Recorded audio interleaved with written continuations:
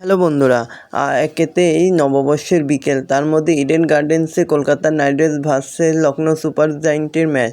সে সঙ্গে আবার যোগ হতে চলেছে বাদশাহী জৌলুস, অর্থাৎ উপস্থিত থাকবেন কিং খান।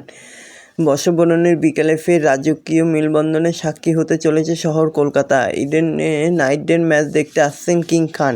শাহরুখ খান মানেই গ্যালারিতে এনার্জি আর এনার্জি, তিনিই দলের দ্বাদশ ব্যক্তি এমনটাই মনে করে থাকেন। শাহরুখ খানের উপস্থিতি মানেই আরও উজ্জীবিত নাইট শিবির। খেলা শেষে শাহরুখ নেমে পড়েন মাঠে, গোটা স্টেডিয়াম প্রদক্ষিণ করেন। তা সত্যি দেখার মতো, এর আগেও অনেকেই দেখেছে।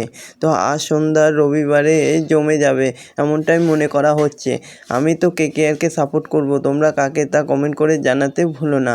আর শাহরুখ খানের উপস্থিতি মানেই নাইট শিবিরে একটা আনন্দ আর আনন্দ।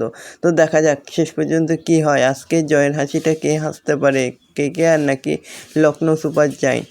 তবে এরকমই সব খেলার খবর জানতে হলে আমার চ্যানেলটিকে অতি শীঘ্রই লাইক, কমেন্ট, সাবস্ক্রাইব করতে ভুলো না ও বন্ধুদের মধ্যে প্রচুর পরিমাণে শেয়ার করে দাও, যাতে আমার 4000 ঘন্টা ওয়াচ টাইম খুব শীঘ্রই পূর্ণ হয়ে যায়। তো বন্ধুরা, আজ দুপুর 3:30টার সময় কেকেআর ভার্সেস এলএসজির ম্যাচ, যেখানে উপস্থিত থাকবে শাহরুখ খান।